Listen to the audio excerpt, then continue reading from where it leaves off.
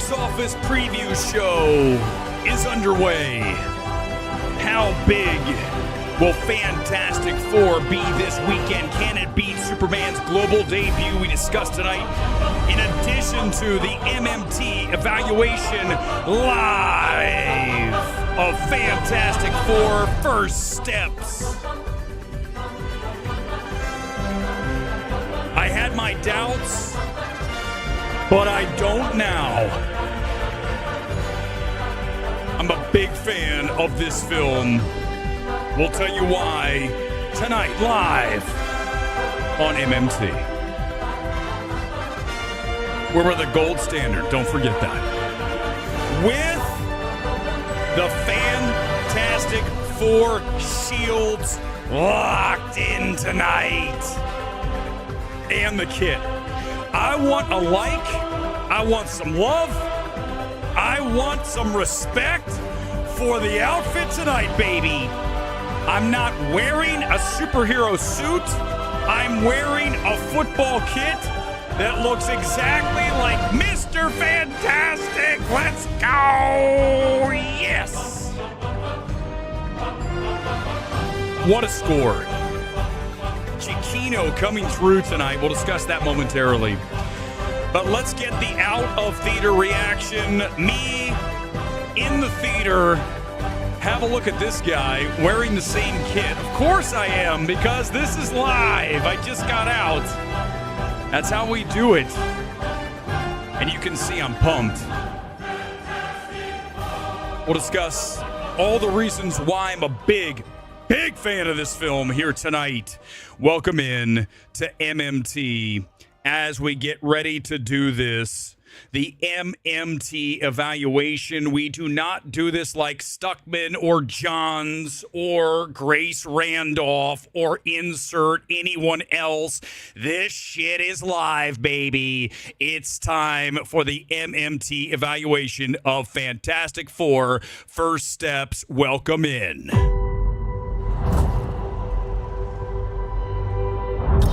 Four years ago, we were dreamers.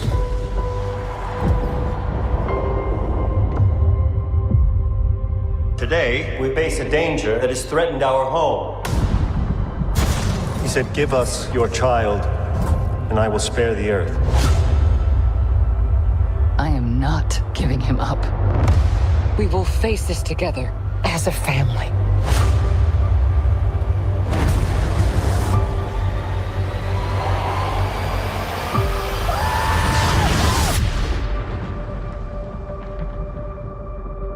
We will protect you.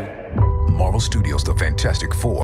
Here we go. Time to get into it. Thanks for being here live, whether you're on X, you're on YouTube, or Kick tonight. We are ready to go. And let me tell you, the number one thing that you have to love about this film is the retro futuristic production design, okay? This director, Shackman, done some TV, a lot of TV. WandaVision has a very specific vision for this. You can tell from the trailer, certainly in the build up to this, that you're getting something different, very unique vision. And that goes a very, very long way here tonight as you take in Fantastic Four First Steps. The world of New York City in the 60s and just the overall lived-in feel of everything here, it really is so far superior to anything that I've seen in a Marvel film recently. Certainly better than Thunderbolt / Thundercocks, Captain America Brave New World, right? This film buries those two, just going back for the past two MCU films, and that manifests itself in creating, really, when you talk about any film that you want to, especially you talk about a CBM, sci-fi spectacle, whatever it is, and this has a little of all of that, you need to have me believing that where we are actually exists. And that gets back to that production design. The world building here is stellar. And I would argue the visual effects, some of the best that they've ever been in any Marvel film.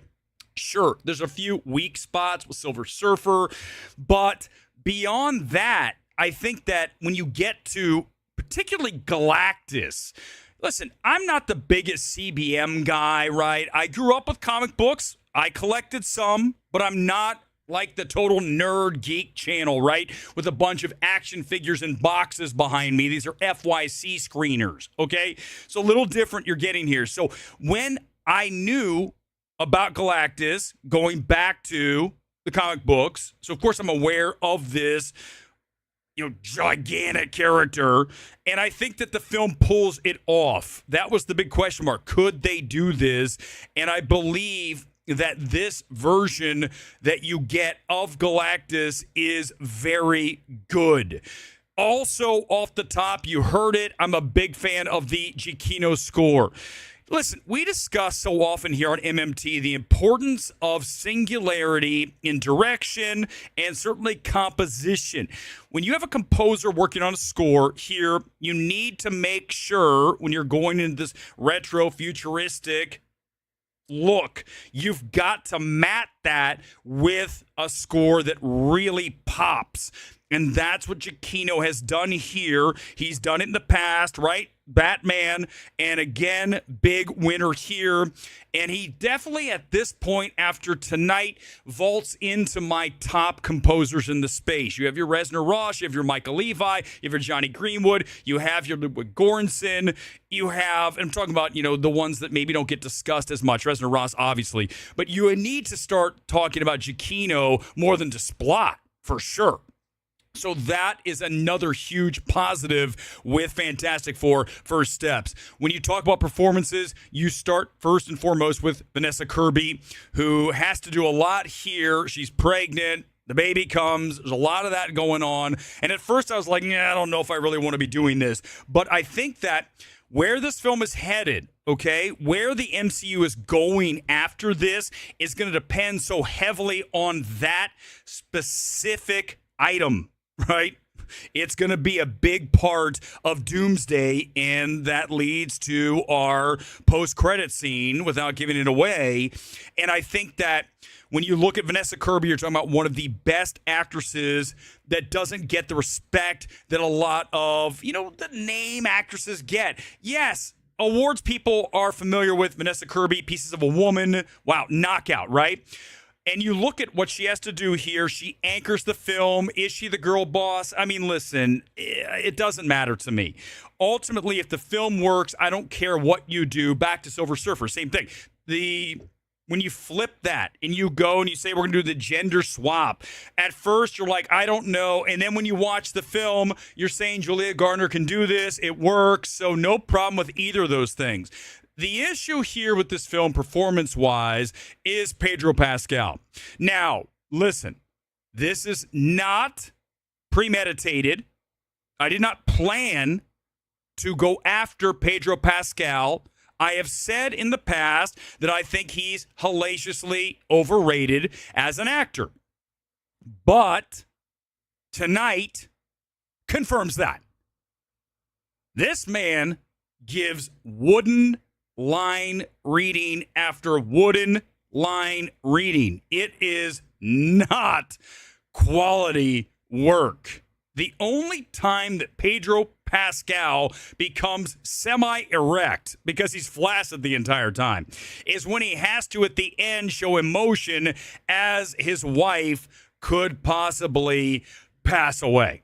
But that's the only time that you see Pedro muster up even a semi-erect performance. You're watching MMT. You're not watching Stuckman. You're not watching John. This is what we do. If you don't like it, the door's over there. Goodbye. And Pedro Pascal, I don't know what the fascination is with this guy, because here again in a role that really, how do you f this up? Well, Pedro did. He's miscast. He is weak. He's wooden, forgettable, and he is the very clear weak spot of this film. Everyone else is game. Everyone else is very good. Chemistry strong.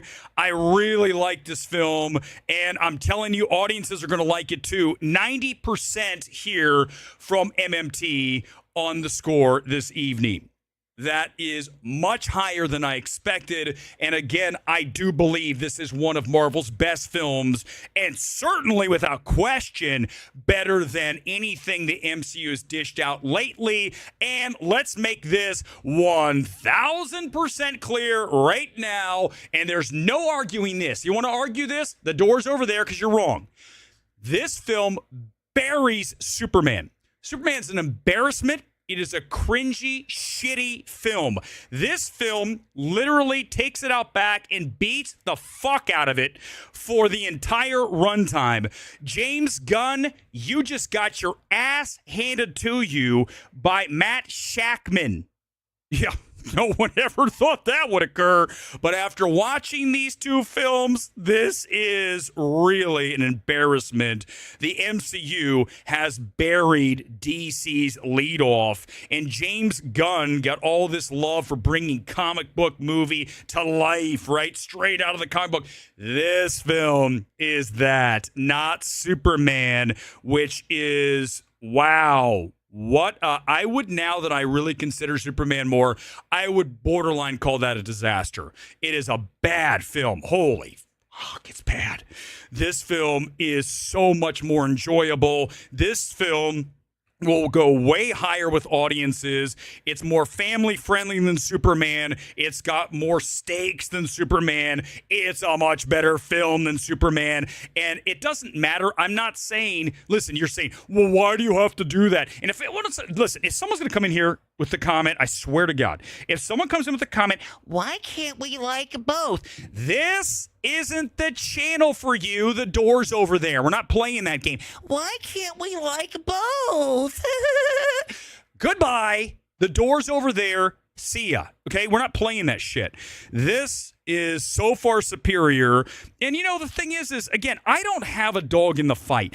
I didn't go into either of these films wanting to say one's better than the other. I'd hope they both be great. But no way, okay? No chance. I mean, this film, if it doesn't do better on a global box office when we get done with the final numbers, I will be absolutely shocked and completely speechless that this could not beat Superman on a global box office outing. I can't even, it won't even register to me.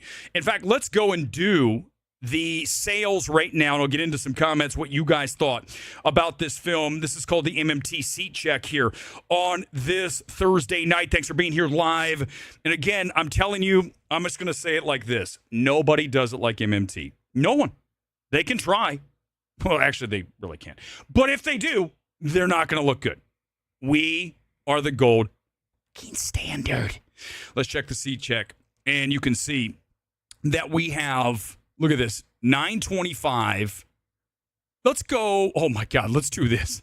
Let's kick it off tonight with the IMAX 1230. So this is actually tomorrow morning here in Burbank. Look at that. It's almost completely sold out for 1230. Superman was not doing this. Nope, it wasn't. My 2 o'clock Dolby was every seat sold. You couldn't even get into the showtime. I rarely, if ever, see that. Even at AMC Burbank, that doesn't happen. So we're talking about a film that's definitely going to be bigger than Superman. It's a better film, so it deserves it. 1145 Dolby slammed. People getting out of this movie at like 2 a.m. or later. This is busy. Let's go to Universal and check out what's going on there. We're talking about 2 of the biggest AMCs in the entire country when you talk about AMC Burbank and AMC Universal City. You look at the 930. Wow. Holy shit. There's like 5 seats open in that front row. You can't see anything. Someone grab that seat right there. This is a decent seat. See that one right there? C19. Go get it right now. That's the best option you have. 9:30, hour and 15 minutes from now, down the street at Universal City. So this film looks really strong. These are late showtimes here. I might have to bump this projector up. I'm taking it higher than Superman. I'm taking it at 131. Remember, we are good at this, okay? I have nailed numbers repeatedly here. I've gone back and shown you that. Don't make me. If there's anything that I do better than anybody is throw receipts out. Do not make me pull out my jar of receipts and start throwing them out. I don't want to do it. I got other things to do tonight. We got to talk about Together. I saw that last night. It's a big Thursday night show. Thanks for being here live as always. So I want your reactions to, obviously, what I'm throwing out here at 131. Also, I want to say, if you saw the film, hit me. I'll do as many comments as possible. Gone Girl is here producing, so I'll be able to see those without having to slow down, which is always one of the big challenges here as I try to push buttons for me and for comments and for everything else. But listen, I love doing the show. Hopefully you guys enjoy it too. Are we abrasive? Are we opinionated? Hell yeah. But you know what? So what? What do you want? If you want to watch someone like Stuckman, go watch Stuckman. He's there for you. Milquetoast Snooze Fest. That's your deal. Go for it, man. Look here. Fantastic Four deadline has this at 190 to 210 on the global. That is, I believe, low. Now, remember, Superman 220 on the global.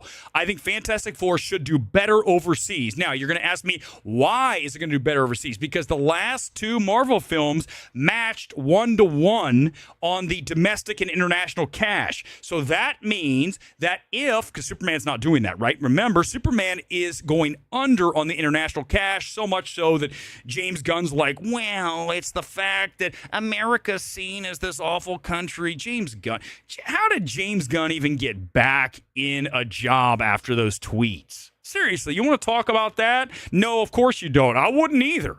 I wouldn't either. Go back and look at them. Put in James Gunn's canceled tweets on Google and enjoy reading those, because if I read them here tonight, my channel will get banned. That's how bad they are. But when you look at Marvel at a 1-to-1, right? So, example, 200 million domestic, 200 international, that's your 1-to-1. Superman is at like 250 and 180. I have it in front of me. That's roughly that. Okay, so it's not a 1-to-1. It's 1.5 to 1, whatever, domestic to international. Don't get me on the exact ratio, but you know what I'm trying to say, okay? We're not doing a math course here tonight. Just giving you the basics, okay? Basic algebra. So we'll see where this goes, but here's what I think it has going for it, and I just mentioned it in that whole lead up here tonight. Listen, it's a better film. So this film's going to have bigger legs. It's more family friendly than Mutant Toes. Oh my God. I mean, seriously, that's one of the worst written things I've ever sat through. James Gunn is a shitty writer. Again, someone send this to Gunn, and I don't care. Warner Brothers has invited me back. I don't care. I don't give a shit. Because next time, if he makes a good movie, I'll say it's good. That's how I operate. And if Pedro Pascal suddenly discovers how to act, the next film I'll say, hey, he's very good here. Right now, I don't see it. That's how it works. Because we operate on merit here. You guys ever heard of that? You ever heard of that concept? Merit? Yeah, that's how we do things here. 9 out of 10, Oscar worthy. Listen, Felicity. Listen, 7 out of 10 for you. Pretty good. I give Pedro credit for acting, even though he's clearly not Reed Richards. Fantastic Four, thus Superman, so we agree there. I think Supes edges F4 in the box office. I disagree on that because this is a better film, so word of mouth will be stronger. But Felicity, first of all, thank you for Super Chat. Listen, you can always disagree with me, but just don't tell me Superman's better than Fantastic Four. That's not going to work. But this is fine. I get it. And he's not Reed Richards. That is problematic. But somehow, even with that, right, a guy that's in the film virtually 90% of the film, it still manages to be a very strong MCU entry, even with the weakness that is Pedro, boring ass, snooze fest, Pascal. It's just not a good performance. So look at this thing over the long haul. We're almost at the end of summer, right? We're rolling into August. This is at that Barbenheimer release date, right? We're at the end of July, rolling into August. There's nothing coming behind it. So, right, Superman is going to be cannibalized by Fantastic Four. It did have 2 weeks to run, but Fantastic Four now has nothing major opening on the back side of this. You talk about the good guys or bad guys too, right?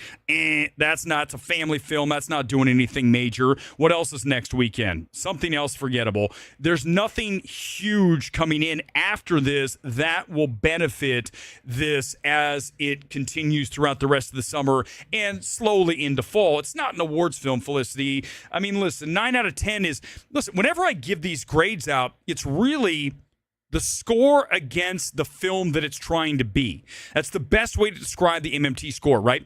So I could have, if it's an awards film at 9 out of 10, then we're talking about a legitimate best picture, at least hopeful, likely contender, given the dearth of quality that we've had lately in the awards space. But as a CBM film, this is not, certainly not an awards film, but it is much better than the average CBM we've been given lately. And again, very high recommendation here from MMT tonight. Let's see. Sully Stream's probably the best MCU movie since Guardians 3. I think it's better than Guardians 3. You know, if you ask me to rank the Guardians films, Sully, I think it's clearly Guardians 1 and then, 50 feet of shit. And then we get to 3 and then probably 2. I don't, 2 and 3 are pretty much just mix and match. It doesn't really matter to me. 1 is no question the best of that series. But yes, agreed. I mean, listen, I actually am a big fan of Thor: Love and Thunder. You guys know that. I think it's a fun film. I know a lot of you hated it because of a lot of the stuff. Okay, but I'm just telling you, Thor: Love and Thunder is better than Thundercocks. It's better than Captain America: Brave New World. Isn't it funny how you look back at it? That's the thing is I don't need to look back. I can see the night that I see a film. I don't go back and do a revisionist history. It just doesn't happen. My evaluation is always set in stone. Always. The only time that it didn't happen that way, I've explained a million times, I'm going to make it as short as possible. I watched Hugo and Moneyball back to back. Hugo's long, and I was not in the mood to sit through Moneyball, and I paid the price. I didn't like it because I was not into it. I didn't even want to be in the theater. So now I need a 24-hour minimum refractory period, right? Some people, listen, if you're a porn star, you can get right back after it an hour later. Give yourself a little bit of Cialis or whatever the fuck, and you're ready to go. Viagra, Cialis. But when you look at, that's not, by the way, me admitting to anything, you fuckers, but you see what I'm saying. I need to have my 24-hour refractory period together. We're doing momentarily. And then tonight, Fantastic Four. It also helps that I like Together largely recommend that film. We'll talk about it in a minute. And then I get Fantastic Four, 2 films that I did not hate my existence in the movie theater, which has happened so often lately. So it's nice to be within the span of 24 hours dealing with 2 good films. But, back to the need, I think it's really necessity for you or anyone that's doing this. You cannot stack movie after movie after movie after movie. You can, and you can tell me you can, but I can tell you you can't. So remember that when you're talking about someone who's at a festival watching 78 movies. I can promise you that there's something that they are not evaluating properly because they have not given themselves enough time off between films to digest, to just take a break. I don't need to watch films all day long. Okay, that's not how I'm operating. I'm at the gym in the morning, watch the movie, go for a bike ride, get a beer, 1 a week, and that's it. So you need to have that. You got to have a life. You can't just watch movies all day. Well, you can if you are into, being a nerd 24/7. Let's do it. Let's get ready for the MMT evaluation of Together. If I don't get to your comments now, I promise you that I will get to them soon. So just bear with me. I want to do the reaction to Together because I saw that last night. It's an early reaction. Also, someone wants me to watch the trailer for the new PTA, which I saw in theaters. Actually, this trailer was playing in theaters before it debuted on the internet. I'll discuss on the internet. That made me sound really old. When it debuted online, whatever. So we'll talk about that in a minute. Let's talk about Together. Here it comes. This is the latest neon horror film. The good news is it's much more watchable than the abomination that is The Monkey. Holy shit. Did you guys see The Monkey? Oh, God. In Presence. These are 2 bad films, but this one, Neon gets their shit together. It is time for the MMT evaluation of Together. I opened the door. She was smiling at me. Her brain just snaps. I think something's happening to us. The pull, the thirst in your bones. I can't explain it, but we're sick.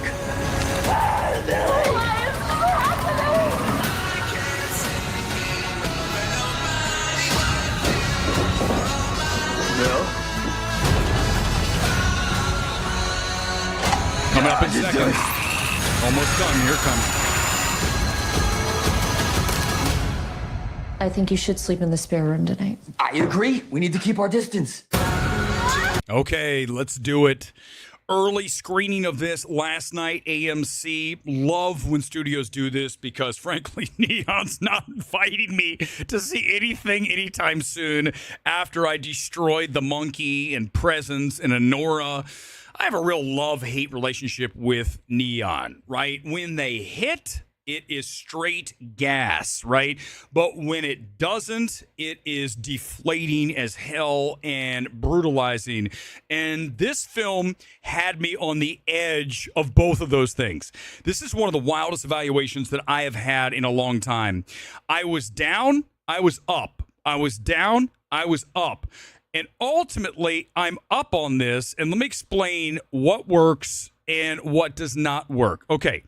So if you ask me, how do you describe this film? It is Evil Dead meets body horror. I mean, there is body horror in Evil Dead, but this is true body horror set in the woods. You also have some Jeepers Creepers thrown in, right? When you see this film, you know what I'm talking about.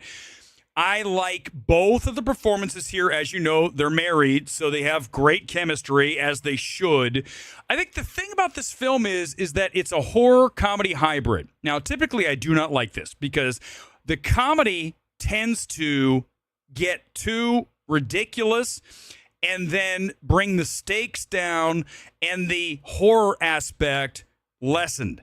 In this case, again, back, forth, and then I think ultimately it gets enough of the nose across the finish line into the horror camp to end up working. But this is, again, a borderline evaluation because the moments I like in this film, I really like, and the moments I don't like, I was cringing, right? I was like, and that's not really where you want to be. That said, it's always engaging. That is a testament to the overall script, to the direction, to the product. If I am thinking about it and involved with your film from pretty much start to finish, that's likely going to be a positive MMT score, and it is here tonight for together 81% on the MMT score. This opens nationwide next week, and it certainly is higher rated than The Monkey and Presence, the most recent Neon films. This is not as great as their best horror film that they've had any time of late, and that's Handling the Undead, one of our top films of last year. So if you had a chance to see either Superman or Fantastic Four or Presence or anything, I am open to comments now on this Thursday night. Let's do it. Together should have gone full Substance or Ugly Stepsister, didn't go far enough and pulled the punches. They cut away from the arm. They did. They cut away. Listen, here's the thing, Rob. Typically, I have an issue with someone who pulls punches. I think this film walks up to the edge of and then shows some restraint. Listen, Terrifier would be a better film if Damien showed even like a tiny shred of restraint. He doesn't. And that lessens and cheapens his product. Art the Clown is one of the most maniacal creations that we've seen on a big screen, maybe ever. Certainly of the past several decades. You have to go back to a Michael Myers and a Jason, and just not a whole lot. Certainly nothing from Blumhouse. So when you look at them holding back here, this director, first-time director, who, by the way, is in a lawsuit, because apparently this film's a lot like another small film that was out a few years ago that I'm going to watch.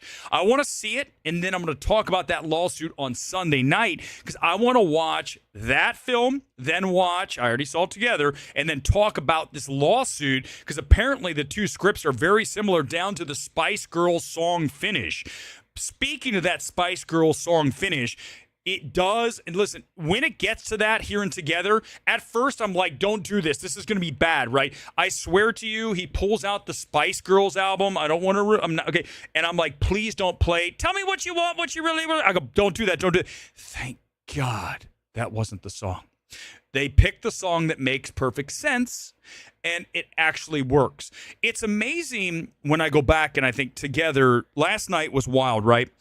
It reminds me of why I love doing this, because you have to always be available to go with the film at any given moment, and that means you may go lower in your evaluation than you expected, or higher. You cannot write a film off unless there's a point like A Beau is Afraid, where after 30 minutes, you're like, oh my God, we are going to suffer for the next 2 hours and 30 minutes, right?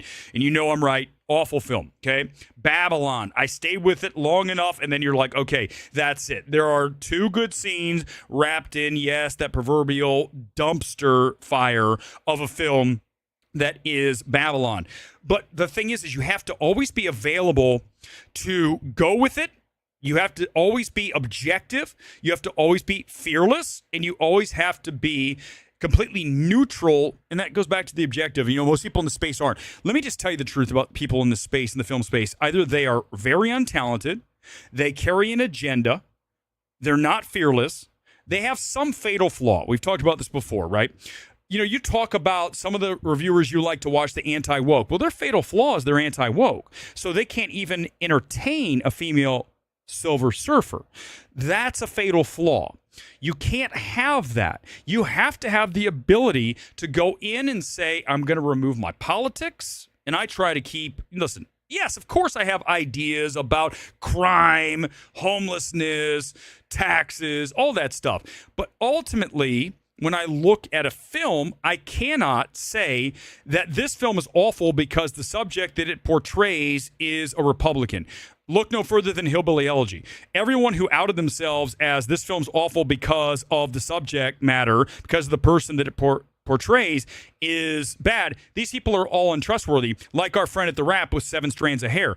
You know, listen, when you have 7 strands of hair and you're also agendized, this is bad. This is a bad combination. Now, if you had a full head of hair and agendized, then maybe you'd get away with a little more. But the fact that you have 7 strands of hair pulling across like my Russian teacher back in high school and not fooling anybody that you're bald, that's the problem, because then you're also political. I'm not going to tell you who it is. I'm just going to continue to hammer my 7 strands of hair rap bitch as much as I can. You're not watching Stuckman right now. You're certainly not watching Johns. You're not watching any of those people. You're watching the fucking master MMT, baby. And I do not play games. I will not play games with the people in this space that are agendized, as I like to say, that are shitty at what they do, and or shills. Okay? I will hammer them all night, all day. You name it. I'll do it. I call names. I call Frosty the shill bitch every fucking stream. I don't care.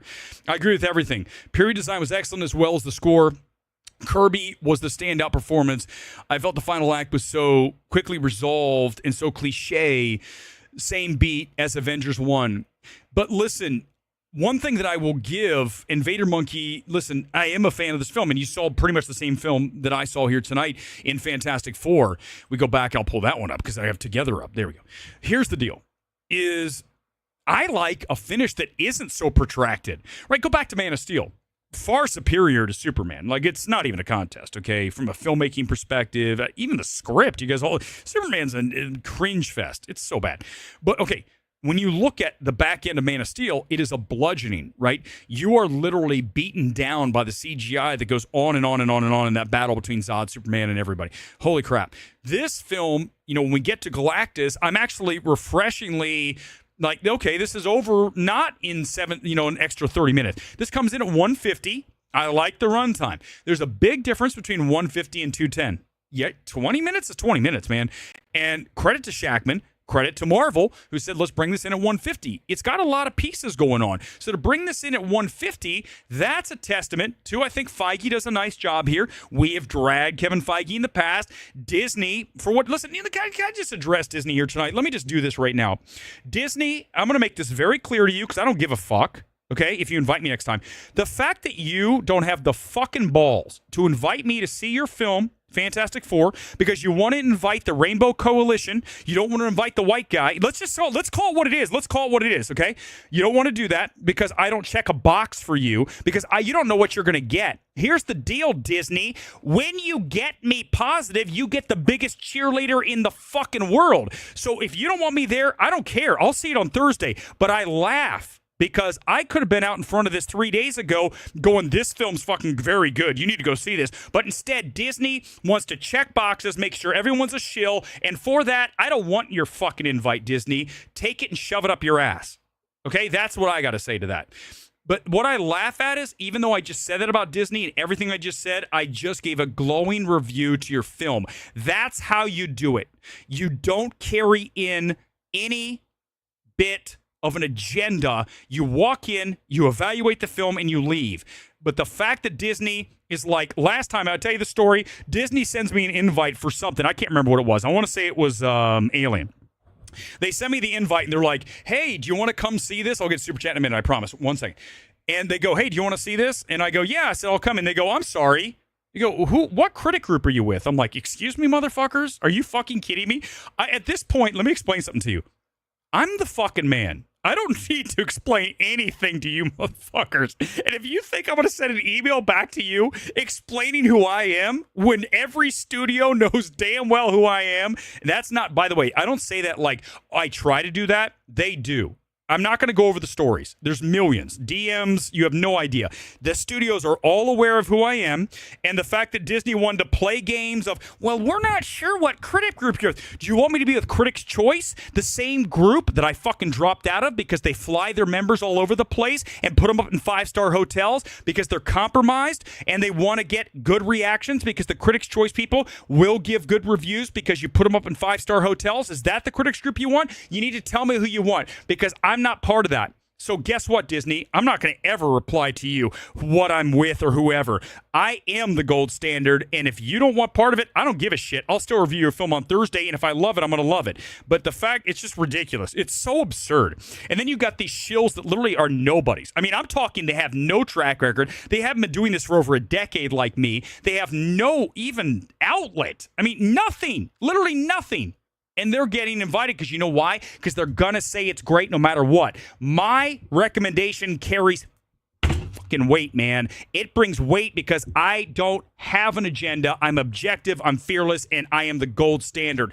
That's the difference. So Disney, take your invite, shove it right up your ass. Right up your ass. We'll check you next time. Not worried about it. Thank you. Not happening. Oh, hey, Weber's never going again. So what? I'm sorry. I can't go to AMC Regal. I'll see these films whenever I want.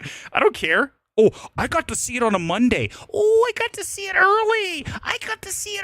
Look at me. I'm at the theater with all my nerds. Dudes, I told you before, whenever you go to a critic screening, you look around and you go, holy shit, who the fuck let these people out of their houses? Jesus, man. Y'all ever heard of a gym? Holy shit, have some self-respect, man. Every time I walk into a critic screening, I say, well, listen, if there's someone who's going to get laid tonight, it's definitely not them.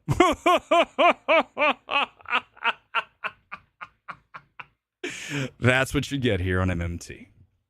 Oh, my God. You know what? That's how we play the game. It is what it is. I don't give a shit. You think I care? You think I care?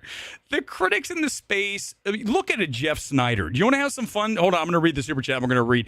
You want to see a freak? You want to see a fucking freak? Let's do a freak right now.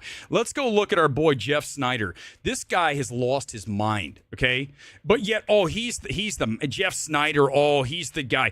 Real quick, studios need to pay attention to you because you made me literally go to AMC just now and book tickets for this Sunday. I have no plans to see. This is what I'm talking about. Thank you, by the way. I says that Chooch, thank you. That's what dude, it's weight. Because you know that even if you don't agree with me, you know that I'm not making this shit up. That's the difference between me and everyone else. Everyone else in the space, you don't even know. You're like, first of all, they don't display any taste. You don't know if they have an agenda. Here's Jeff Snyder. Let's see if it's still there. Holy shit, where is it? Hold on. Where is it? It was here. Give me a second.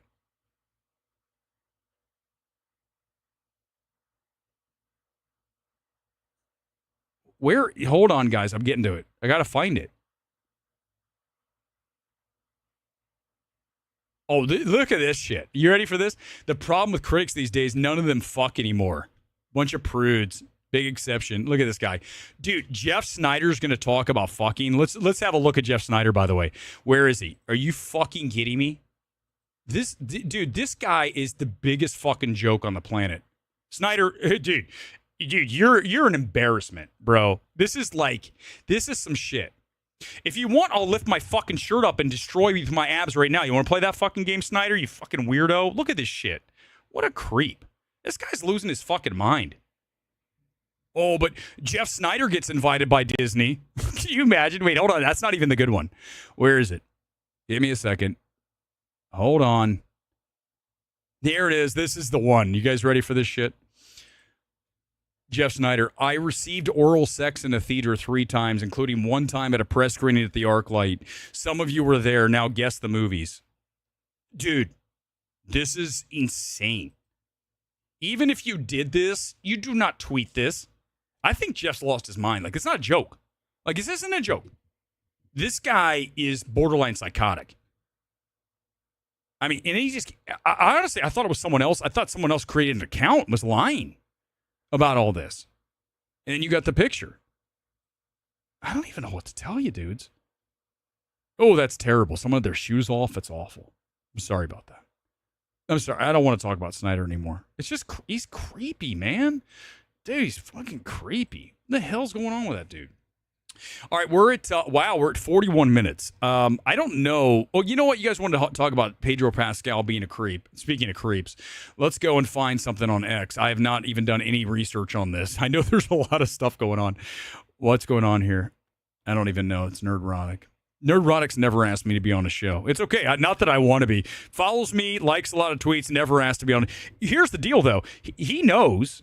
Gary knows that if I come on his stream, I'm going to, like, first of all, say some things that he doesn't want to have said on his stream. Because everyone that goes on his stream is someone who's going to parrot the same talking points, right? They're not going to say, dude, stop with the Silver Surfer girl shit. It's dumb, okay? So, whatever. I mean, he seems like a nice guy. I met him once, you know? He's obviously a bigger deal than me when it comes to streaming, that's for sure. But I think we carry more. Okay, you want to watch the trailer? Fine, but I want to do Pedro Pascal. Let's watch it. Okay, then we'll go back and do Pedro. And then maybe we'll save that for Sunday. All right, here we go. See, this is by the way, can anybody else do this live like this? Like this random jumping around stuff? No, nobody else. Nobody. Now, who's the big Aaron Ross? What's the guy's name? Someone, Aiden Ross. He can't do this stream. Aiden Ross can't. Don't make me show my abs. Listen. By the way, guys, seriously, tonight's outfit out of 10, what are we thinking? Just consider again, back to Fantastic. Based on Fantastic Four, based on what you're seeing, if you had to give a number 1 out of 10 for tonight's outfit, what are we going here tonight? What are we doing? What are we thinking tonight? 6-pack. Fine. You know what? Screw you guys. Hold on. There it is. I need to lose about another pound or 2. You guys are like, well, this guy's crazy. Not as crazy as our boy Jeff Snyder. Not as crazy as our boy Jeff Snyder. All right, let's watch it. One battle after another. Here it is. Get ready. Get set. Let's do this. Let me put this up. Don't make fun. Listen, I work out my legs, you bastards. All right, here we go. Let's do it. Here, one battle after another. I think we have an ad we got to sit through. Give me a second. Who's this guy? He's a fitness guy? Oh, come on, man. I'll take this motherfucker he felt out. weak, tired, and was embarrassed to take his shirt off. Who is this guy? Now here he is in the best shape of his life in his 40s. If you make more... Oh, you know, those guys are all a bunch of scammers. Can I tell you that? All right, here we go. One battle after. Someone wanted to watch this. Here we go. Let's do it. Ready, set, go. What I'm doing here I'm creating a closed circuit. Very important to keep your cap shunted like this so you don't accidentally detonate your charge. Don't stop. I want you to create a show. This is an announcement, a revolution. The message is clear. I'll be seeing you very soon. Not if I see you first. Okay, let's pause here. Remember what I told you from that first trailer, everything that I was seeing early on this, one battle after another, the tone, okay? The comedy drama, that is not going to work for me. What do you notice about what we're watching right now? The tone is much darker. Very little comedy. Let's continue here. We still have about another minute and a half. Let's see how it changes throughout this trailer. We're bringing justice to the vigilante group known as the French 75. We are here to award Stephen Lockjaw with the Medal of Honor.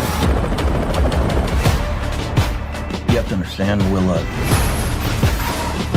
Me and Mom used to run around and do some real bad shit. They got hurt. Now they're coming after us. I'm sorry. I didn't ask for this. That's just how the cards were rolled out for me. It's not cards. You don't roll cards. It's dice. There's your comedy, but let's see where it goes, right? Everything's been very dark. Hold on. Does it change here? Dad, what is wrong with you? You're right. Let's go. I got a tunnel. Nope. Still staying with that tone. It's exactly... Man, I should just work for one of the studios. I would have fixed this from trailer number 1. I said, this isn't the trailer. That first trailer with the tone, right? This is what you want to release as your first trailer. Whoa, what's going on? I need a weapon, man. All you got is goddamn nunchucks. You know where I can get a gun? There's your comedy, but again, with the music usage, it changes it slightly. The problem is once I get into the film and this shit's going on without the music, right, telling me something different, the polar opposite, right, you got the hard music with the goofness. If that's not happening in the film, then this isn't going to work. I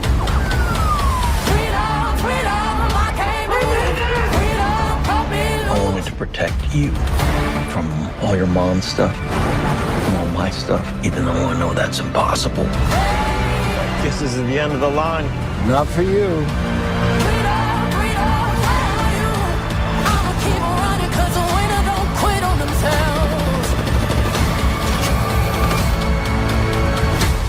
Whoa, who's this? Oh, they're just my friends. Now, is that a he or a she or a... Okay, there's the comedy. Let's see. Again, music is selling the drama. they? It's not that hard. They, them. Okay, I just want to be polite. Okay, there's a joke, obviously with the pronouns, but yet again, listen to the music.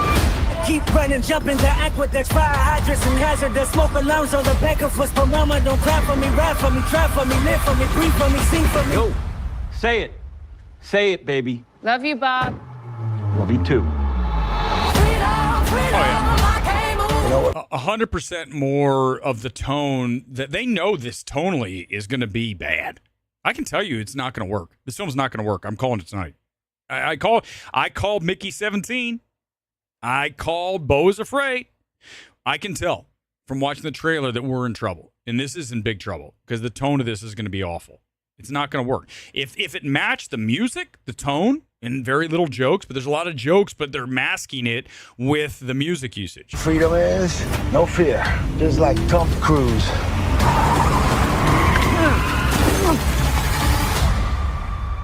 Yeah, right. Even the end, remember the last one was like, Viva la Resistance, or whatever the fuck. Right? But this isn't that. It's like, oh, look, he's being like Tom Cruise action film. I have a feeling this is not the movie. This is not the film. You're seeing the film, but the tone of this is definitely not going to be, it's going to be bad. Calling it right now. Calling it, baby. Oh, Weber, you're not being fair. Okay, but here's the deal. You guys know this. I'll change my mind if I see the film and it's better. Yeah, but the problem is the tone. I mean, Inherent Vice is awful, right? That is, ugh. Paul Thomas Anderson either really hits or it's just complete misfire. I mean, Licorice Pizza is not a great film, right? It's just not, man. It's a collection of scenes that are very stitched together. They don't even really mesh the way they should. It's not a great film. And then you look at something like The Master. I think it's, if not his best, one of his top 3. You talk about, go back and you look at Magnolia. I think that doesn't veer too hard into the weird, into the tonal stuff. There's comedy, but it still manages to work. I think Inherent Vice is the very clear example of a film that just is not good. Okay. And I think this is an Inherent Vice. And the problem is Warner Brothers spent a fortune on this movie. So if it's not a home run at the budget that they have this thing at, we're going to be really in trouble when it comes to trying to recoup your money. They're going to lose a ton. I don't know, man. I mean, dude, I'm not sold on the tone here at all. Not at all. Let's see. Okay, I promised I'd do the Pedro stuff real quickly. Let me go to X. Let's search for the Pedro Pascal being creepy. Let me put in Pedro creepy as my search term, and we'll look and see if we can find Pedro being, creepy. Here we go. Let's see here. There he is at the marble. She's married, she's pregnant, and he's grabbing her and touching her. Yeah, right. He touches people. Okay, there she is touching him. That's my favorite image so far. Just our hands. Yeah. It's a little weird how she's stroking him, right? I know they're husband, wife in the movie, but if that was my wife, I'd be like, honey, I know you're an actress, but Hollywood's like that, dude. They just if you're a significant other or someone like that, you just have to go, it is what it is. Remember Sydney Sweeney when she was in that movie with Glenn Powell? What was it called? Something About You. I already forgot. Just About You, just for something you. There was all that whole thing that the two of them hooked up, and she was going out with her boyfriend, fiance, and then they broke up, and he had a girlfriend, and it's just like, yeah, it's got to be really weird, because you'd be like, hold on, man. I thought you're my girl or my guy. Your hands are all over this other dude. There's Pedro again. Let's see. Is there more? There's more like during the thing, just the two of them in the press tour. That's just, strange. Here he is with his hands. He's got his hands on, what's his name? He's good. The kid's good in this. Best he's been in anything. He was in Warfare, and then that really bad sequel or prequel to Don't Talk. What was he? Whatever that was called. Yep, there he is grabbing him. Yep, he's hugging Oscar Isaac. Listen, if I had to guess, I would say Pedro Pascal is either bisexual or straight up gay. That's my guess. I just, honestly, doesn't matter. If you said, hey, whatever, put money down, which one? I say either bisexual or gay. I think for sure. Again, it doesn't matter. I don't care. That's not why I think he's bad as Reed Richards. That's the difference between me and these, anti-woke channels, right? The anti-woke channel's like, well, Pedro Pascal was a gay guy, so no. Pedro Pascal's flat. He's wooden. His line readings are stilted. Has nothing to do with whether he's gay or bisexual. But I think that you've seen enough. Or you've seen him with like the Pride stuff, dancing around. Listen, I've been in West Hollywood. I've danced around. I love West Hollywood. It's like one of my favorite places to go in all of LA. I wish it was closer. I'd go out more often. I love Mickey's. Mickey's in West Hollywood is one of my favorite bars in the entire city. It's open air. You got the inside, outside. You've got strippers. It's really cool. I love Mickey's. In fact, let me tell you this. If we ever do an MMT meetup, we're doing it at Mickey's. And some of you probably won't like it there. But it is what it is. You will like it because I'm going to be cool. And it's like, it's all good. And we'll tip the strippers and we'll enjoy our Miller Lights because they have Miller Lite on draft. That's a winner. For me, I'm a Midwest kid, man. Miller Lite on draft. This is like a 5-star place, right? Movies with Kevin. I really enjoyed Fantastic Four tonight. Just want to say, Malcolm Jamal Warner, the horrible accident. Hulk Hogan. I talked about that today earlier with Hulk Hogan. When I was back in Columbus, Ohio, as I just mentioned, I'm a Midwest kid. I grew up in Columbus, and I went to pro wrestling all the time. So Hulk Hogan was the biggest thing in the 80s, right? When wrestling took off, 84, 85, and onward, Hulk Hogan was, the center of attention. He was the number one man for Vince McMahon and the WWF at that time. And I remember when he came to the Ohio State Fair and battled the Magnificent Morocco, and he threw out his headband, and I caught the Hulkamania headband, which I think my mom still has at home, like in the chest of garbage that I have collected over the years. So hopefully I still have it. I'll see if I can have her send it to me, and we'll show it on the stream. He threw it out. I was in the front row at the Ohio State Fair watching Hogan and Morocco. Morocco was jacked, man. My man was roided out. He was the first Rock, Magnificent Morocco. Don the Rock Morocco. And he was front row, and Hogan comes out, and he throws this bandana, and I go, holy shit, I got his bandana. So these are moments. I told you guys, listen, if you ever want to write a script of the weirdest life ever, I'll come hang out with me. I'll go over what's happened in my life. You're like, this is the weirdest shit I've ever heard. It can't be true. All of it's true? There'd be like a movie if it started the story of my life, and they'd say, you won't believe this is true, but all of it is. Everything that happened, and they'd be like, what? Including Elizabeth Olsen, basically hitting on me. I'm not going to lie to you guys. By the way, can I just say this?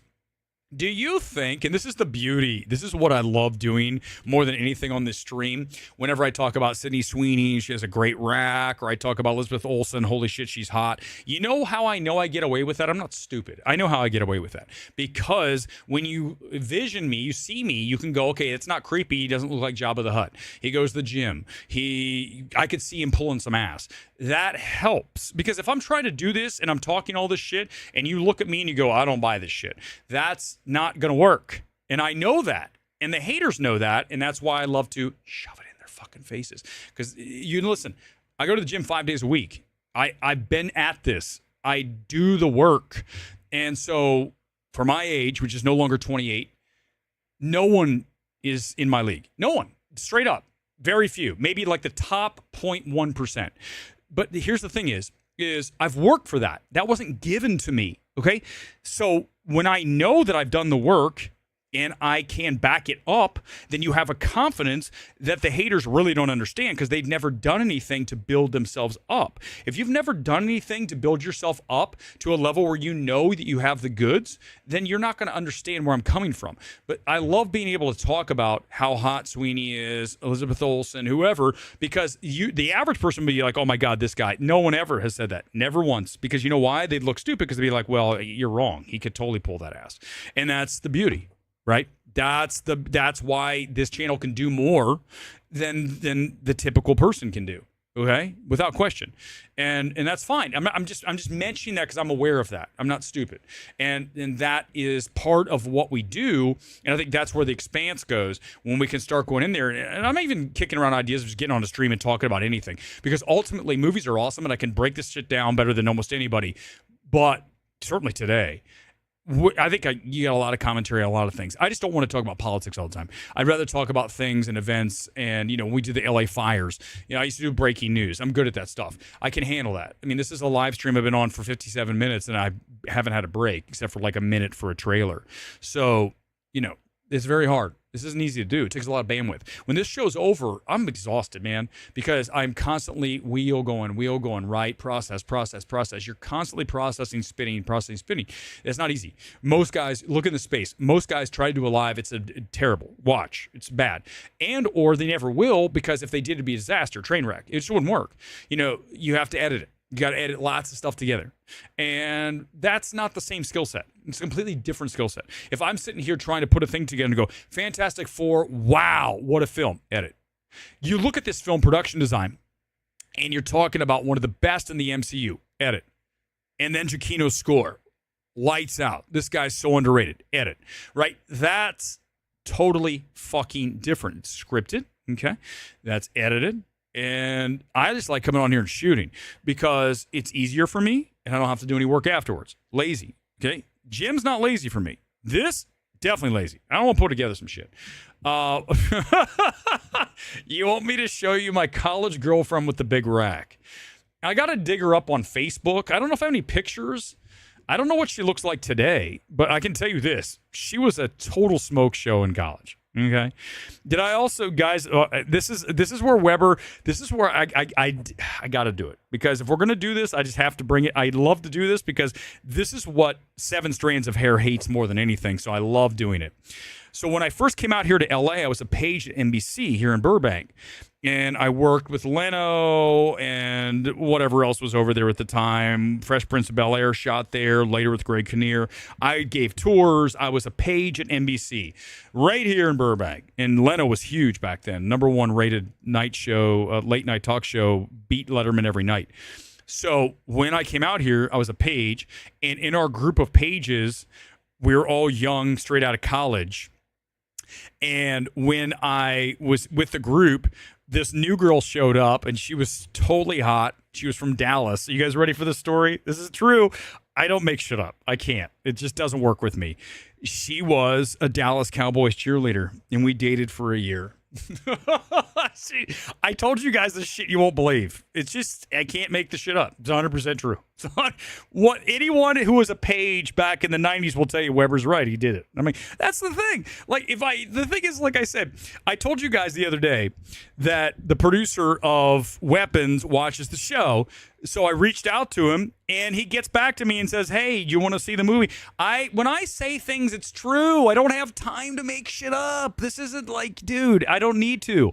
The stuff that happens is real, sounds made up, but it's real, which makes people go, what? Especially 7 Strands of Hair rap guy. He's like, oh my God. Yeah, dude, I've buried you my entire life. And when it's all said and done, it's not even going to be a contest, because it's certainly not today. It's not ever going to be. So remember that. And that's the thing they hate. But ultimately, dude, here's the deal. Don't be a fucking hater. Just understand that some people have some gifts, they use them correctly, and then you expand upon that. It's that simple. I don't understand the hate. The hate comes from, me saying Superman's not good and you think it's good. Well, so what? I'm right. I know I'm right. I'm better. I'm gooder. Dude, I'm gooder. Let me tell you, I'm gooder. I am better than most people in the space. No, dude, name someone better. Go for it. The comments before we leave. Go ahead, guys. Name someone who's a better reviewer. Go. That has more taste, more fearless, more objective, less anti-woke. Name someone. Go ahead. Let's play the game. We'll pull this up. Hold on. Let me do this. We'll pull that up, and let's do it. Go ahead. Gongro, hit me. Hit me as many as you have. Menzel. Listen. Listen. Menzel is actually one of my approved critics. That's why he's on the show. But here's the thing, is that sometimes he really misses. And when he misses bad. And let me tell you when he missed on The Whale. You guys, did you see The Whale? He thought The Whale was great. I'm like, holy shit, The Whale's like one of the worst things I've ever seen. It's so bad. It's so cringy. Oh, my God. So I don't have one of those. You're going to say Ant-Man 3. It's a fucking Marvel movie. Who cares? You don't have one. Name one. Go for it. Don't do this. You know what? Who is that? Elena's dad. I want Elena's dad out of here for that. I'm not watching another deep focus lens because you guys think she's cute. Not good, man. You guys think she's cute. She's not cute. Elizabeth Olsen's cute. Deep focus lens ain't that cute, man. Stop simping for online film girls. Oh my God.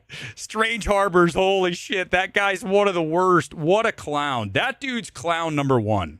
He really is. What a pretentious asshat. That guy said Ferrari's a great film. He thought 28 years later, these are some really bad misses, man. I mean, Ferrari, thinking that Michael Mann can still direct after watching Ferrari, horrible. Jester Bell, I don't remember. I don't remember who that is. But listen, all I can tell you is nobody's as good. It's that simple. All right, let's listen to a song. We need Only Receive. Listen, truth be told, Grace Randolph, as much trouble as I give her, and I think she's the schizo critic, she at least has credibility.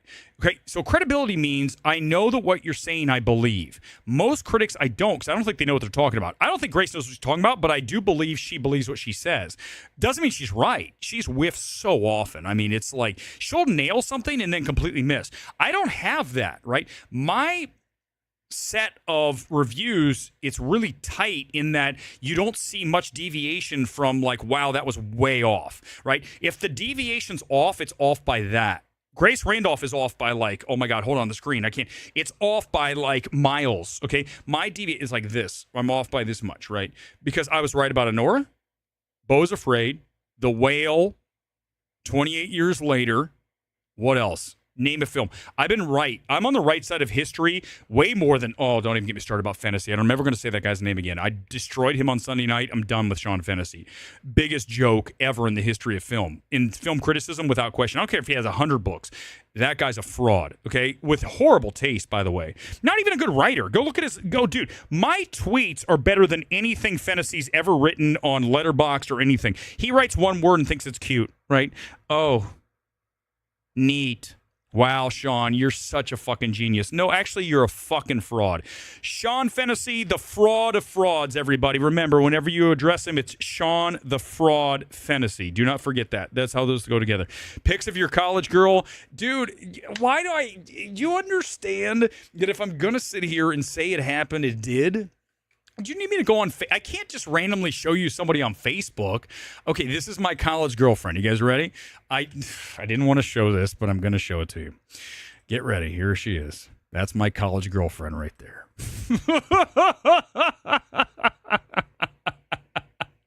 Look at that rack. My God. What a thing of beauty. Goat Weber, do you have a P.O. box or mailing address? Interesting. I will, you know what? I'll get something. I'll get something together. I'll get an email at some point. I'm being lazy. But if you're going to send me pictures like this, then I'm not interested, Vader Monkey. What the hell? Those of you just joining us, that's Jeff Snyder. I think that's Photoshop. It doesn't even look like he's actually in that room, right? It's weird. It's Photoshopped. But I'm sorry, I have to show you that. Holy shit. Look, I love the internet got all riled up, got a hot casting story. But dude, he doesn't understand. Like it's like so bad. Like, I got a direct message. I'm not going to hit that because if I get a direct message right now and it's someone from like a director saying you said this, you guys will all be all up in me and I'll be screwed. If I hit the message button, you guys see this right here? If I hit the messages button and it turns out to be someone that I shouldn't show you, I'm screwed. More than likely, it's probably that old Dallas Cowboys cheerleader I used to bang way back when, and she's saying, hey, I'm watching you right now, and you fucking look good, baby. That's my guess. I don't know. I'll look after the show. There's a very good chance that it is the Dallas Cowboys cheerleader X.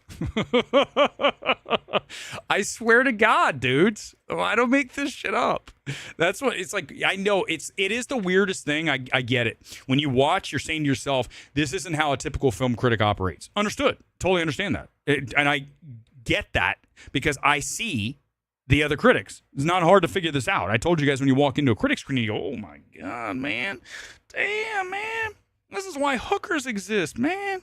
Seriously. No, it's bad. It's literally like, who has to pay for sex here? And I would say 97% of the people in the audience. This is why I can't go anymore. Because if I show up, but the funny thing is they go, well, yeah, he doesn't have to pay for sex. So that's the thing. That's why I get away with it, baby. Well, that doesn't mean it's nice. Too bad. These people have over the years, these people have come after me. You have no idea. Like 7 Strands of Hair rap guy, like watches this shit like on the side to like go, ooh, what can I get him with? I'm like, dude, get a fucking life. How about that? While you're watching this, I'm at the gym working out. That's what I'm going to do. I'm not going to worry about you 7 strands of hair. I can't stress this enough, 7 strands of hair. You need to worry about saving the 7 strands of hair that you mask across your forehead, trying to save the fact that you think you still have hair when you don't. You also need to change the picture you've been using for the past several years because you don't look like that anymore. Do you know how many critics are out there that if I ever go to a critic screening, can I just tell you guys, I go occasionally. The last one I went to, I mean, I can't go now because it's like all he ever does is, it's fine. It is what it is. When I go, okay, so this happened. I went to see a screening, I think it was at Universal. I walked in and I'm walking around and I go to sit down.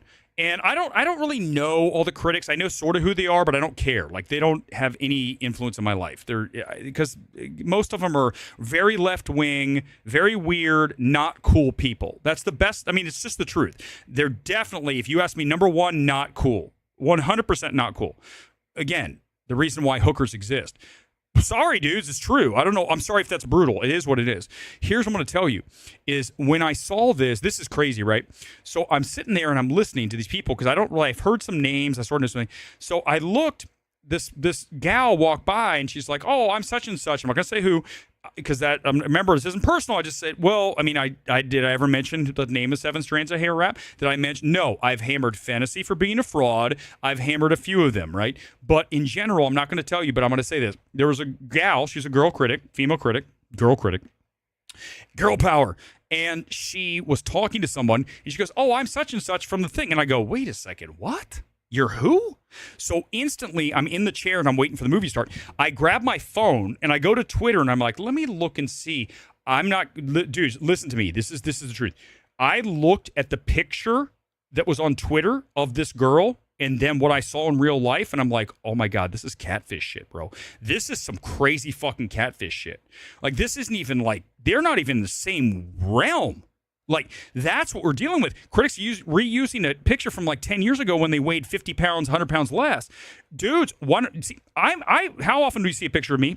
Because I always love to say, this is now. I'm at the theater now. This is proof now. All I do is receipt. The average critic doesn't do that. They don't even show themselves because they don't want to, because they're like embarrassed, and because they don't go to the gym 5 days a week. They don't eat right. They look like Jabba the Hutt. They have 7 strands of hair. Whatever it is. And if you're going bald, shave it, okay? That's my advice. Shave it. Listen, I'm not saying I have the full head of hair I used to have, but I still have hair. Okay, I'm not, it's there. But the point is if it's going bald, I'm going to shave it. But here's the thing. Don't be using a picture from like 10 years ago. And then when I see you in person and then you say your name and I look on your Twitter profile, I go, holy shit, who the fuck is this person? Honestly, I swear to you, I know this sounds crazy, but I feel like there should be like someone gets arrested for that. Like, is there a way that we can make that like a crime? Because when I saw this person, she goes, I'm this person. I go, oh, fuck, girl, this ain't. I'm looking at the phone going, who is this? Did you clean this shit up in Photoshop? Is it the same person? You know what I'm talking about, guys? You've seen that stuff, right? Who's the one? There's like a big Twitter user, female user, and a guy. They show like the stylized version of the person, and then you see the real person, you're like, holy shit. Like Joe, I want to say Joe something rather, it's on X. And you see the real person, you're like, what the fuck? They never show a picture of themselves. You see a hand, you see the cartoon avatar, because they don't really want to show themselves because they make shit up. I am the definition of backing shit up 24 hours a day. That's all I do. Back shit up. Back shit up. Here I am. Look at this. Most people don't live like that. They live through this hyper fantasy bullshit life. And that critic that night, when I saw him, I went, ooh, man, that should be illegal what you're doing. Like, you don't look anything like your picture. And the reason she didn't change her picture is because she looked better in the other picture. But I'm like, honey, if you don't like how you look now, how about you not eat the entire Papa John's pizza, right? Instead of the Papa John's pizza with the chocolate chip cookie that comes with it and dipping it in the butter, no less, and the ranch sauce, how about we cut that back? And we go with the salad. Maybe we go with a light vinaigrette. Maybe we go to the gym a couple days a week. Then you won't have to put the fake picture up.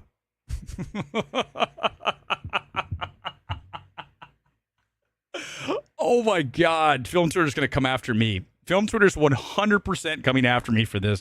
Did I say who she was? Did I say who she was? Did I ever say? But listen, no. Listen, Jim. Yes, but listen, here's the reality.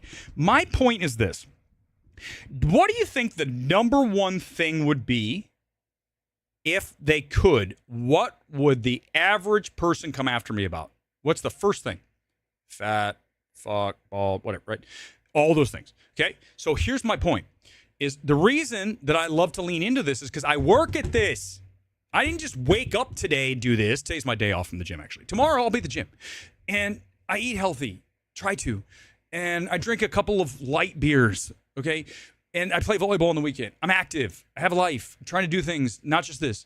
And the point is that I'm allowed to stress that because I live it. If you don't live it, you can't talk about it. That doesn't make any sense. You have to live it. And I live that. So, and here's the truth, Jim. If you're gonna, do you not have a problem with someone having a picture of them that looks nothing like them in real life? Seriously, think about that, Jim. You're telling me you don't? Like, don't you want to deal with people that are real, authentic? Because listen, if there's one thing you get out of this channel, are you not getting authentic the entire time that we're on? The entire time, not 1 second. And that is gold in this world. This world is full of phonies. People who say shit that don't even know what they're talking about. They have nothing to back anything up with. They talk the loudest, but they can't back anything up. That's not what we do, okay? So my thing is, how is that not a problem?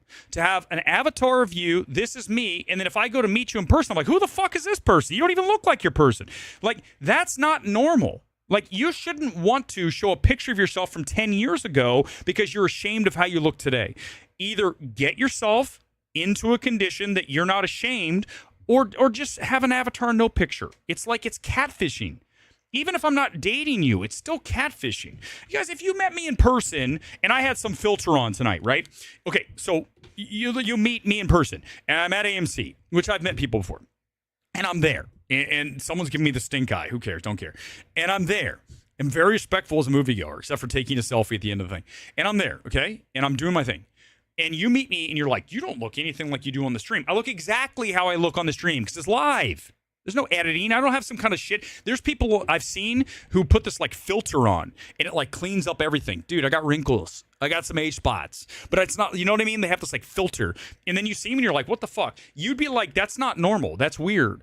There's nothing phony about what I do. Okay. And that's the thing is, I don't like phony people. I hate phony people. They're annoying. They're phony. They're fake. I don't want to live in that world. I want to live in real world where people you trust that are authentic, and you know when they say something, they mean it. They're not just saying something to get a view or get a like or get a subscription or whatever it is. I don't care about that stuff, man. It just doesn't matter, because ultimately, if you don't have authenticity, none of it means shit. And that's what we have here. So yeah, am I superficial? Of course. Couple more comments and we're out of here. Yeah, I agree with that. Los Angelinopolis del Cine. I think I got that right. It's really good. And listen, we talk about this quite a bit on the channel. Mentioned off the top, when you have a score like Giacchino, what he does here, it elevates the entire film. Okay, I know that sounds basic, but it's true. So often it just doesn't happen because the score is either middling or actually worse, it detracts from what you're seeing. You go back to a film that we talked about on Sunday night called Sovereign that has Nick Offerman in it. Very small independent film. Bad score. The score is not the right score in the moments that are emotional. It's doing something different than what the screen is presenting. That's a problem. Giacchino's score is perfectly matted, and I also would argue it's very diverse, right? You've got that 60s stuff. You also got the traditional stuff. You've got a little bit of sci-fi kind of synth stuff going on. He goes the full range, and that is the mark of a very talented person. And Giacchino's, I got to start talking about him more like I do, obviously, a Reznor Ross, as I mentioned, a Micah Levi. Micah Levi, for me, if I am scoring a movie, Micah, they, them. So if I say she or he, it's they, them. Micah is hella talented. You go back and you look at Micah's work from Zola, a film that was, again, elevated by Micah's work. Go back to Amanos, which is a small neon foreign film, elevated. Micah also did Under the Skin, right? That was one of the first things. Micah Levi isn't going to do a lot of scores, but I can tell you if I'm making a film, I am going to go knock on Micah's door. Micah, please, will you consider scoring my film? And, Micah's going to look at it and say, yeah, my stuff will work. Typically, it's going to have to be something strange, right? An A24 neon kind of thing. But I think that if I'm a studio and I'm looking to get into the business of making my films better, certainly more artistic and singular in the score area, I'm going to hire Micah Levi. So that's what we do. And by the way, what I just said makes me film Twitter, but yet not film Twitter, right? I know as much, if not more, than anybody on film Twitter, yet I'm not a film Twitter dweeb. That makes me very strange. Very unicorny. I get it. But it is what it is. That's what makes us the best. We're the gold standard because we can do a little of everything, right? The ability to accelerate within the different gears. That's not easy to do. And I think we do it better than anybody. And I'm about done. A couple more minutes, we're out here. I'm not interested in the new Tron, 9 Inch Nails doing the music. Yeah, exactly. I mean, you talk about bringing in a Reznor Ross, and before you had Daft Punk doing it, and I don't even know what Daft Punk's doing now. I feel like they retired. They're like, we're good. We have our money. We're just going to go live on an island. But Reznor Ross, very selective, again, on what they want to score. It's got to challenge them. And obviously they've been working with Luca the last couple of films, Queer and In the Bones. What's it called? I got right behind me. Bones and all. Okay, so they like Luca because Luca's weird. So Reznor Ross works within that, right? They did Soul. They are not going to say yes to everything, and they shouldn't say yes to everything because I believe, just like everything, if you're doing something all the time, you're not going to be as good as if you take a break, like me watching the films, right? I'm not going to watch a film tomorrow.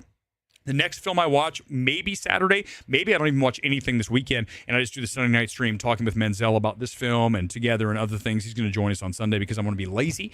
I have been by myself for an hour and a half. I want someone else to talk to, and he's the only person I sort of trust. With this luck, Lauren Balfe will score. No, listen. Listen, I just told you I have pretty good luck. I would hope that I could at least get Johnny Greenwood, because if Lauren Balfe is all I have, I'm going to leave my film scoreless. Why is there no music? Because Lauren Balfe was the only option. So that's a problem. That's a real problem. All right, we're going to play the theme song from, what's it called? And then we're going to get going. Here we go. Okay, one more time. When this is over, the stream's over. Fantastic Four is really good. Go check it out this weekend. If you had a comment I didn't get to it, Gone Girl, hit me. Give me a quick go bang, bang, bang, bang. Film Verse should never be afraid to be authentic, objective. Thank you. Objective and constructed, exactly. Well, sometimes I can be brutalizing. I'm not going to lie, Jason. You know that. But I think you know it's authentic and objective. So, hooray for MMT. Thank you, Vader Monkey. I do like to say that we are, as you guys know, the gold standard. Also, I want to mention Lauren Balfe did a good job with, he used the original theme. That's what helped. Stop it. Tonight's kid is Stockport County. One more time. Some love. By the way, look, I've got the sponsor patch and I've got the League One with the Together. Listen, I know some of you don't understand what this means. This means this is complete. This is authentic. This is directly from Stockport County with all of the league badges. I could walk on the field as a member of Stockport County tonight. Thank you, ladies and gentlemen. Thank you, Soup Ken. Appreciate it. See, look, listen, this alone gets you into the film, right? What we're listening to right now. All right, last comments. Gone Girl, anything else? Or are we done? I feel like now I gotta wear the blue shades. Hold on real quick. Before we go, the song's almost over. Notice how Hollywood doesn't talk about body positivity anymore. Yeah, exactly. Okay, look, what do we think, guys? Do we like the blue or do we like the pink? They're the same shades. Which one do we like? Same frame. We got the pink. I think, well, with this tonight, this is where I'm at, but it just depends. I feel like I'm now just going to have to do it all the time. It's kind of weird not to wear them, so I feel like this is our thing. I also have a yellow pair somewhere of these. These are my favorite. These are Spy sunglasses. See it there? Spy. The plus sign is Spy. Awesome. All right, guys, go see this film. Highly recommend. For a CBM film, hell yeah. Thanks for being here on this Thursday night. We're back on Sunday. Box office. Midnight Movie Money, Sunday morning. Thanks for being here. Peace out. Live from LA. The stream is over.